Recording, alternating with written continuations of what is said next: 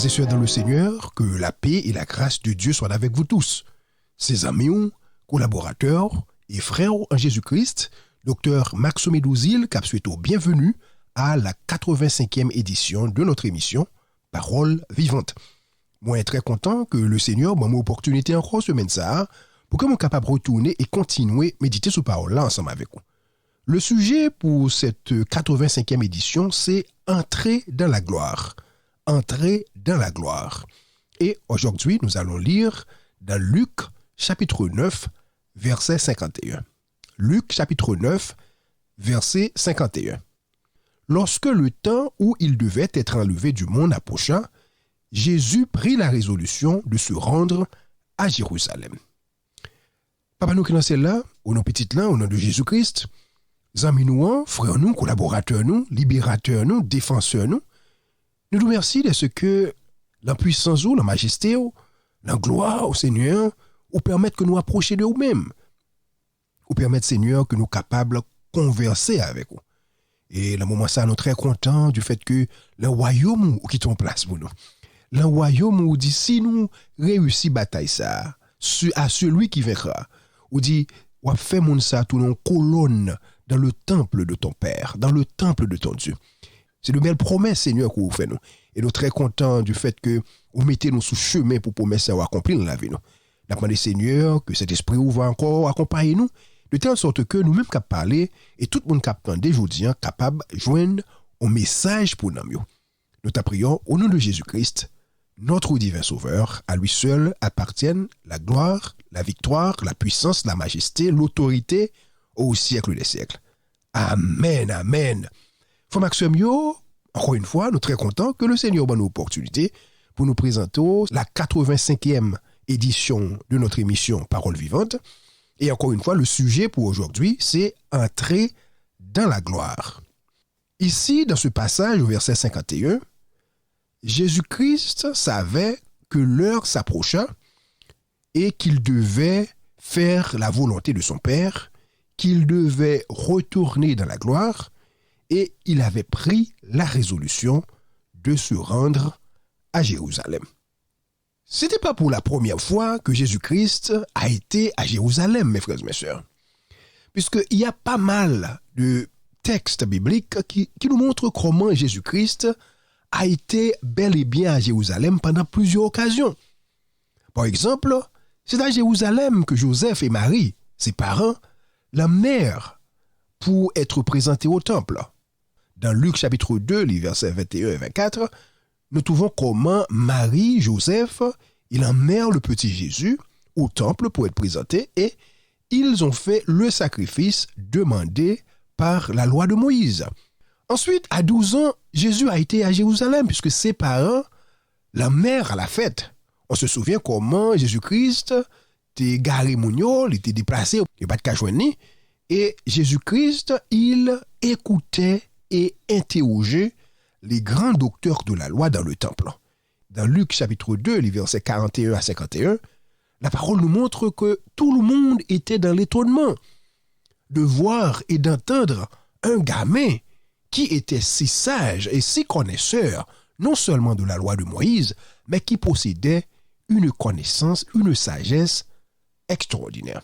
Ensuite, la parole nous montre que en 2 reprises, Jésus-Christ se rendait à Jérusalem au cours de la Pâque. Dans Jean chapitre 2, verset 13 et dans Jean chapitre 12, verset 12, nous trouvons qu'il a été à Jérusalem au cours de la fête de la Pâque. Et à l'occasion de la fête des Juifs, il se rendait encore à Jérusalem, dans Jean chapitre 5, verset 1er, au cours de la fête de la dédicace.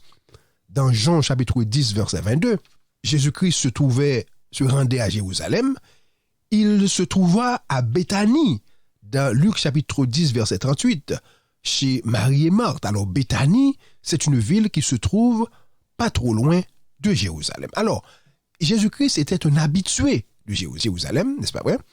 Il a voyagé à Jérusalem assez souvent au cours de son ministère, mais dans ce passage, mes frères et mes sœurs, Luc nous dit que lorsque le temps où il devait être enlevé du monde approcha, Jésus prit la résolution de se rendre à Jérusalem.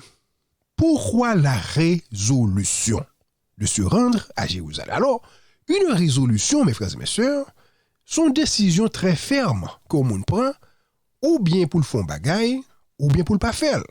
C'est une décision volontaire, sans forcer. On se souvient de Daniel, chapitre 1er, verset 8.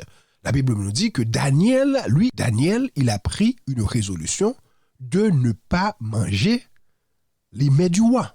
Il voulait seulement manger les légumes. Alors c'était sa résolution à lui, sa prise de position. Eh bien, Jésus-Christ en a fait de même. Il s'est résolu de se rendre à Jérusalem. Alors, je vais vous montrer, mes frères et mes sœurs, parmi toutes les raisons pour lesquelles Jésus-Christ avait résolu de se rendre à Jérusalem, je vais vous montrer 15 de ces raisons et on va voir comment ce voyage vers Jérusalem était l'ultime voyage de la mission de Jésus. D'abord, il faut dire, mes frères et sœurs, la première raison pour laquelle Jésus-Christ a pris la résolution de se rendre à Jérusalem, c'était pour montrer son humilité. On se souvient, par exemple, de Matthieu chapitre 21, les 2 premiers versets, Jésus-Christ avait envoyé chercher chez un particulier une ânesse sur laquelle personne n'a de commenter. Et non seulement ânesse, ça, c'est symbole de l'humilité, mais aussi le fait que Jésus-Christ était monté sur ânesse pour entrer à Jérusalem, ça montrait comment lui aussi, il était très humble, n'est-ce pas vrai? Puisque Jésus-Christ pouvait se faire transporter sur les épaules de ses disciples. S'il a décidé de faire ça, frère Maxime, pas de monde qui tape contre ça. Puisque le voyage à Jérusalem n'était pas facile, et la rentrée à Jérusalem, c'était une entrée extraordinaire.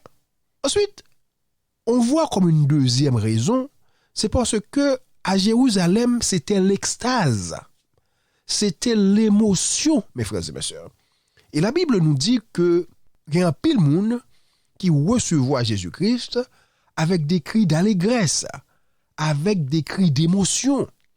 Des gens qui étendent sous route là, chemise, drap, avec des choses importantes pour que Jésus-Christ puisse passer sous lui. Un symbole du respect pour le Messie, n'est-ce pas vrai? Parce que c'est son entrée à Jérusalem et Jésus-Christ le savait lui-même que c'était son rentrée importante à Jérusalem et les gens l'ont accueilli avec des émotions, avec de l'extase et ils ont crié Hosanna, Hosanna au plus haut des cieux. Ils ont crié vive le Messie, le Jésus de Nazareth.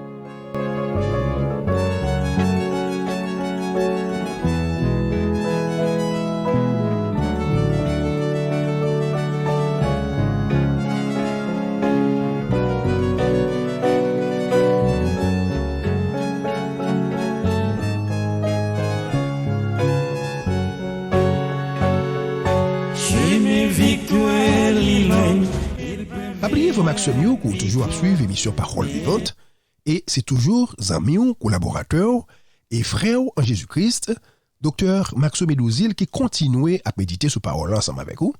Et aujourd'hui, nous vous présentons la 85e édition de cette émission et notre sujet a pour titre Entrer dans la gloire.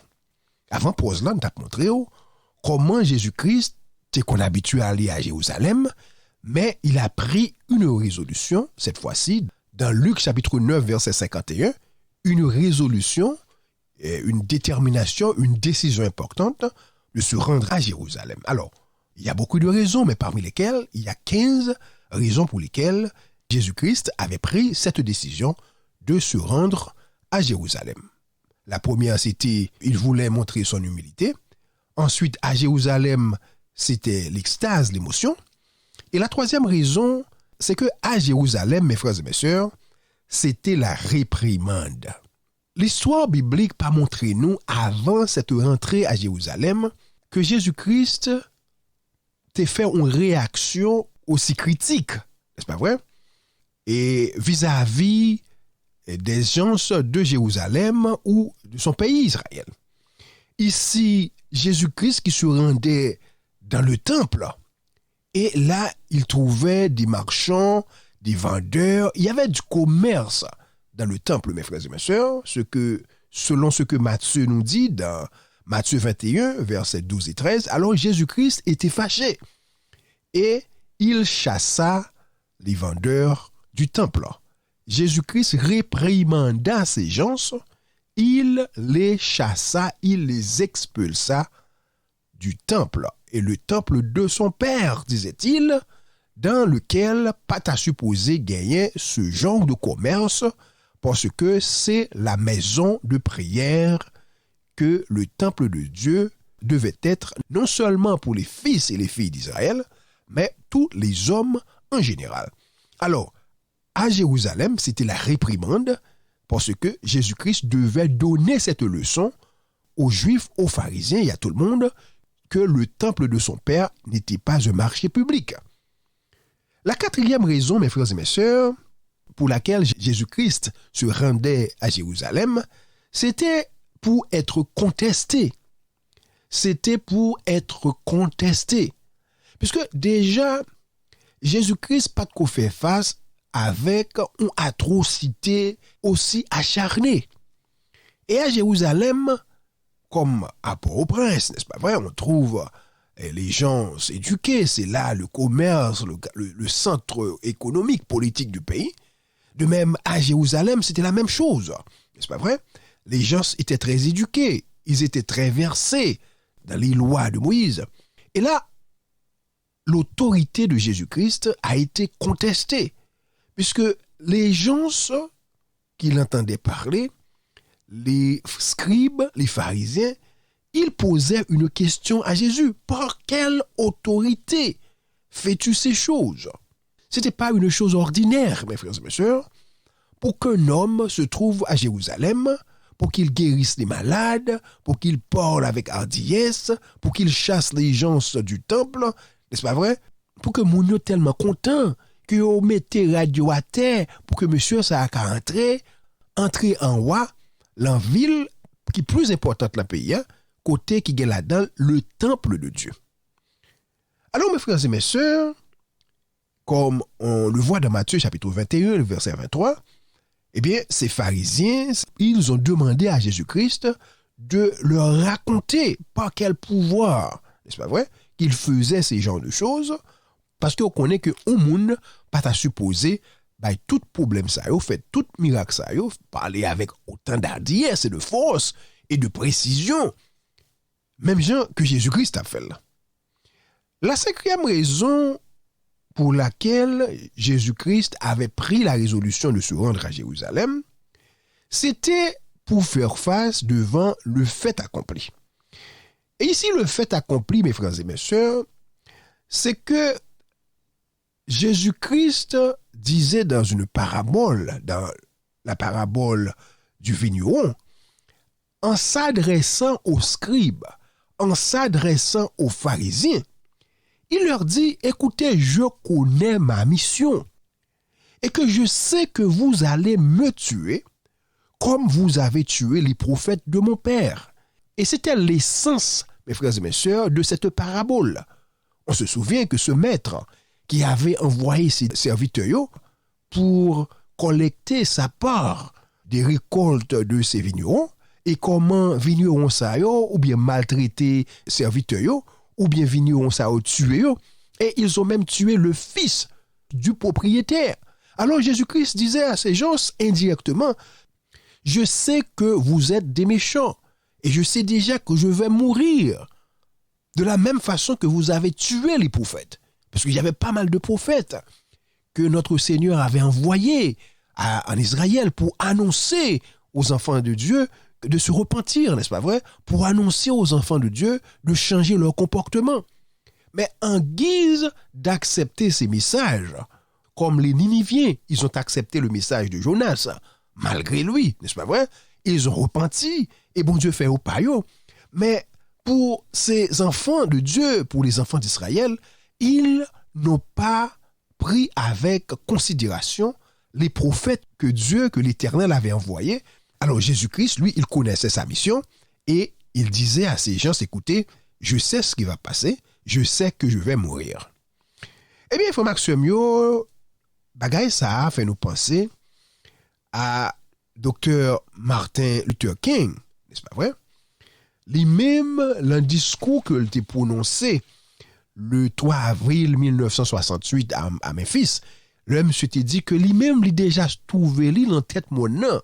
C'est comme s'il a regardé l'horizon, c'est comme s'il a regardé l'avenir lui. Alors peut-être Dr. King t'a gagné un pressentiment. N'est-ce pas vrai que Gombaray a privé, mais il ne savait pas que le 4 avril 1968, il allait être tué à Memphis. Il ne le savait pas. Raison que fait Dr. King d'y aller dans zone ça, dans le ça, en avril 1968, c'est à cause de gagné les employés de l'État de la ville de Memphis, les employés de la voirie, moun sa yo qui te voulu organiser un syndicat, moun sa yo qui t'a protesté puisque ou pas de gagner de meilleures conditions de travail, en pile la moun sa yo été révoqué, etc. Alors comme support, Dr. King se trouvait à Memphis pour s'adresser à ces gens et il en a profité pour donner son discours en disant qu'il a été sur la montagne, c'est comme s'il ouait ça qui arriver à venir, mais il n'était pas sûr de ce qui allait arriver. Au contraire, Dr. King, en tant qu'humain, parce qu'il était tellement saisi, parce qu'il n'a pas mourir d'un coup, pour louer comment il mourir rapide comme ça là, très jeune, et peut-être il était gagné pile bagaille dans valise, il était gagné pile idée, il était gagné pile projet que le devait accomplir, non seulement pour la libération des droits des Noirs, n'est-ce pas vrai, mais pour lui-même, puisqu'il était un jeune professionnel, il était dans sa quarantaine, n'est-ce pas vrai? Et c'était le contraire, mes frères et mes sœurs, pour Jésus-Christ. Parce que notre Sauveur Jésus-Christ, lui, il savait déjà ce qui allait arriver. Voilà pourquoi il a pris la résolution de se rendre à Jérusalem. Ici, on voit comment, pour rentrer dans sa gloire, Jésus-Christ avait pris la décision de se rendre à Jérusalem. Et encore à Jérusalem, c'était un symbole d'humilité. C'était à Jérusalem, il y avait l'extase, l'émotion, il y avait la réprimande. Et on a contesté, n'est-ce pas vrai, l'autorité de Jésus-Christ, et il se mettait devant le fait accompli parce qu'il savait et il disait aux scribes et aux pharisiens qui ne pas le tuer, que nous connaissons déjà ne pas le tuer, de la même façon que vous avez tué les prophètes que mon père avait envoyés. Mais cependant, mes frères et mes sœurs, à Jérusalem, c'était aussi l'offre du salut aux plus misérables. Jésus-Christ voulait offrir le salut aux plus misérables. Puisque le fait que ces scribes et ces pharisiens eussent comploté pour tuer Jésus-Christ, et c'était sa mission, le fait que moun sa ou pas accepté l'évangile ça que Jésus-Christ est porté bayo, eh bien Jésus-Christ, encore une fois, dans la parabole du festin de noces, il avait pris la décision d'offrir le salut aux plus misérables. Des gens comme moi-même avec vous, Maxime. Des gens qui n'ont pas de rien pour nous avec le salut. Mais par grâce, par compassion, Jésus-Christ avait décidé de nous offrir le salut. Et c'est ce que nous trouvons dans Matthieu chapitre 22.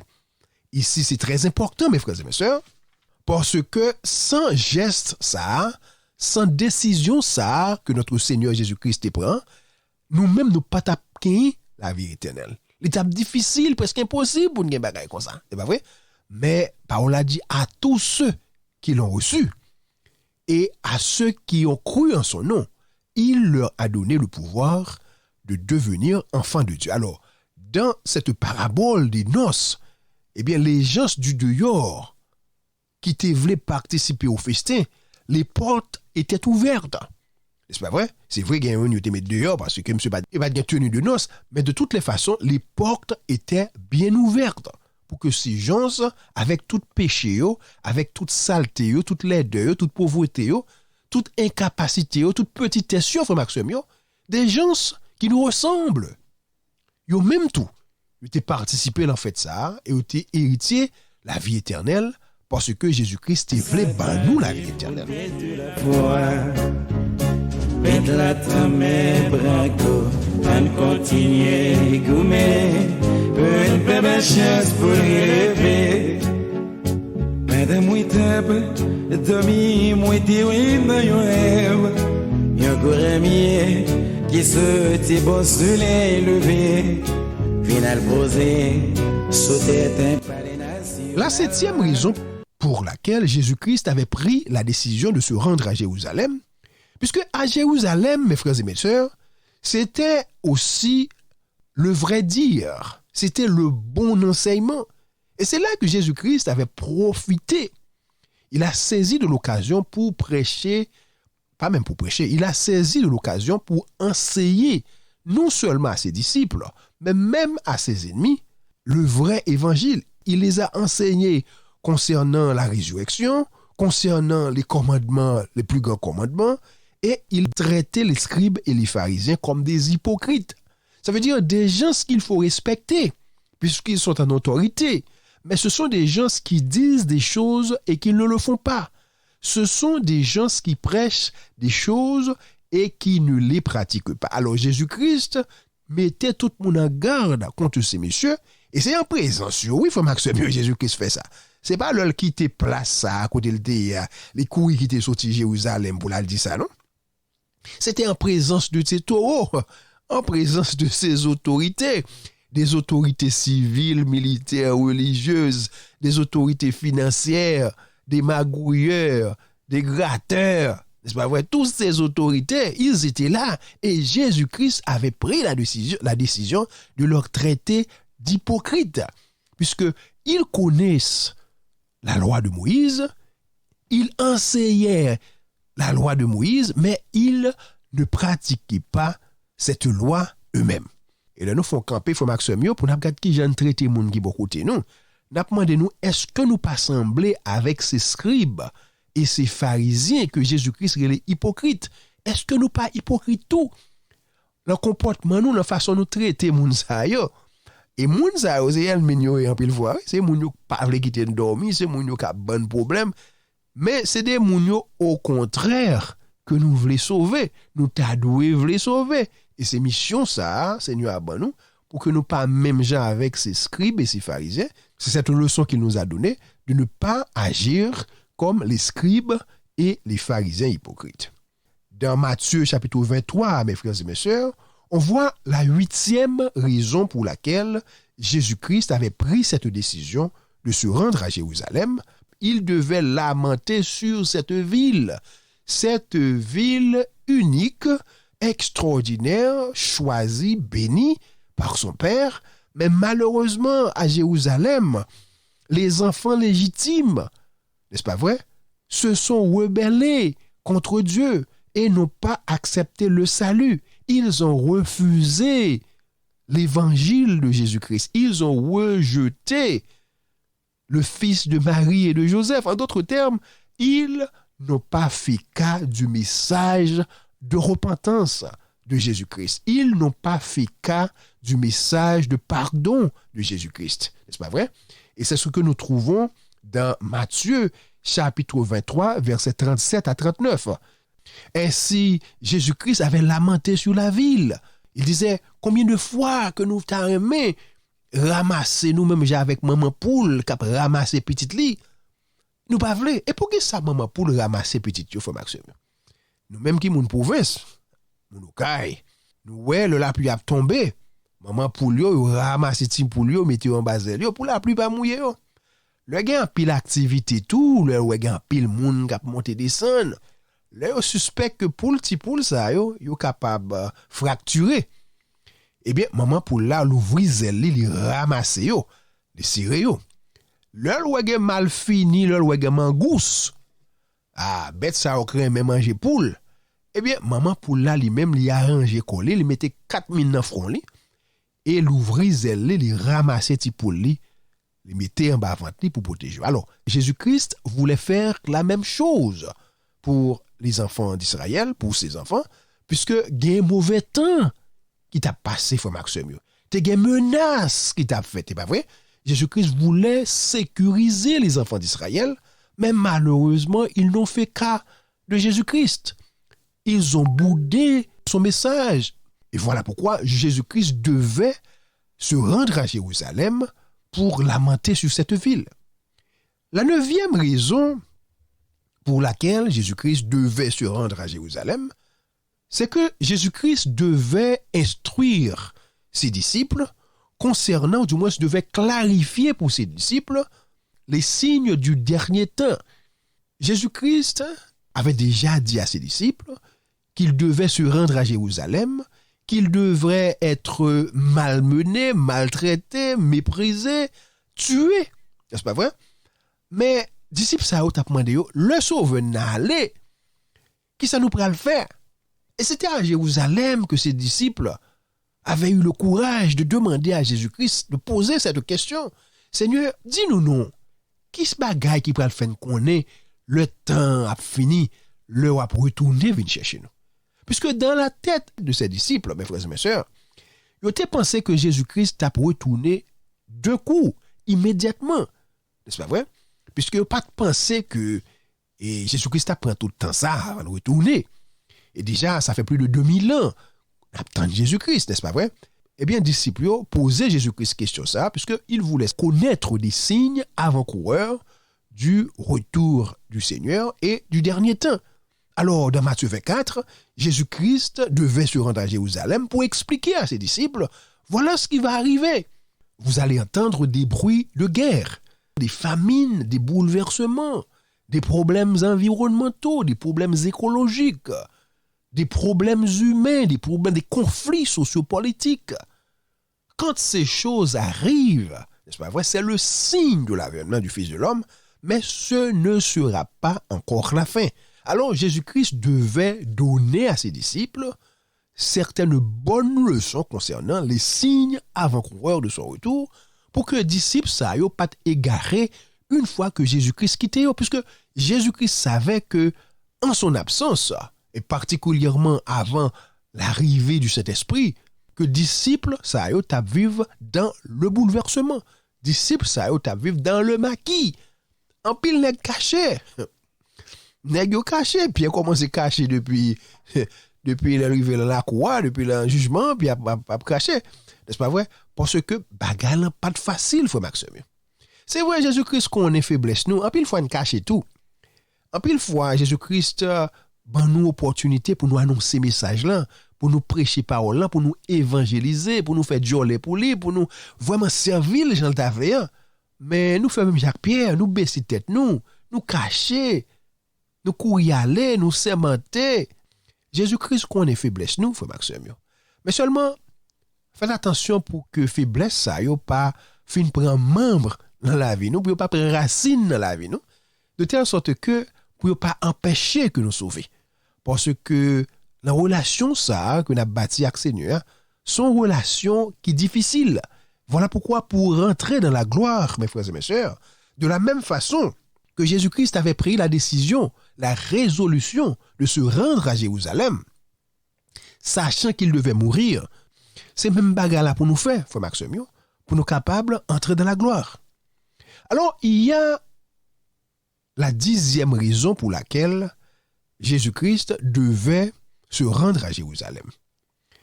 C'est que Jésus-Christ devait enseigner non seulement à ses disciples, mais à tout le monde qui voulait l'écouter, qui voulait l'entendre, quel comportement qu'il devait avoir s'il voulait hériter la vie éternelle. En d'autres termes, Jésus-Christ voulait enseigner concernant le comportement des sauvés. Ce comportement que vous et moi devons avoir aujourd'hui. Et Jésus-Christ, dans Matthieu chapitre 25, a donné la parabole des 10 vierges. Et vous savez, mes frères et mes sœurs, dans cette parabole, Jésus-Christ, tout comme au somme premier, n'est-ce pas vrai, il nous montre 2 catégories de gens. C'est vrai, nous sommes tous des vierges, mais nous ne sommes pas tous des sages. Et la sagesse, ça veut dire beaucoup de choses. C'est pas parce que nous l'église, c'est pas parce que nous affiliés avec un secte religieux qui fait pour autant que nous sauver, frère Maxime. Puisque déjà, toutes ces femmes étaient vierges et conserver sa virginité, ce n'est pas une chose facile. Bon, nous n'avons pas même besoin de parler aujourd'hui, puisque nous ayons baillé, mais ce n'était pas facile. Ces gens-là ont gardé la foi. Ils ont gardé la foi, mais ces 10 vierges, ces 10 femmes, elles n'étaient pas toutes des sages. Il faut avoir le Saint-Esprit dans notre vie pour nous éclairer, pour nous aider à marcher dans ce chemin, dans cette voie qu'il a tracée, frère Maxime. Alors, il devait se rendre à Jérusalem pour apprendre, pour enseigner à ses disciples quel comportement il devait avoir si disciples ça voulu héritier au royaume ciel. Frère Axonio, nous sommes très contents que le Seigneur ait donné l'opportunité pour nous présenter aux 85e émission Parole Vivante jeudi. À la prochaine émission, à la 86e édition, nous allons terminer avec les 15 raisons pour lesquelles Jésus-Christ avait pris la décision de se rendre à Jérusalem. Au cours de cette série, nous avons montré comment que Jésus-Christ, malgré qu'il était habitué à aller à Jérusalem, que cette fois-ci, ce dernier voyage était un voyage résolu. Parce que à Jérusalem, tu as un pile bagaille qui t'a qui t'a conduit à la mort. Mais gloire soit rendue à Dieu que c'était à Jérusalem que notre Seigneur devait être ressuscité et nous donner le salut par sa victoire sur la mort. Souhaitant qu'on déjoue nos messages pour nous et espérant que le Seigneur va continuer à déverser sur vous toutes ces riches bénédictions en abondance, je vous donne donc rendez-vous à la semaine prochaine pour une émission similaire. Allez, c'était votre ami, votre collaborateur et votre frère en Jésus-Christ, Dr. Maxime Belouza. Chemin victoire, il pas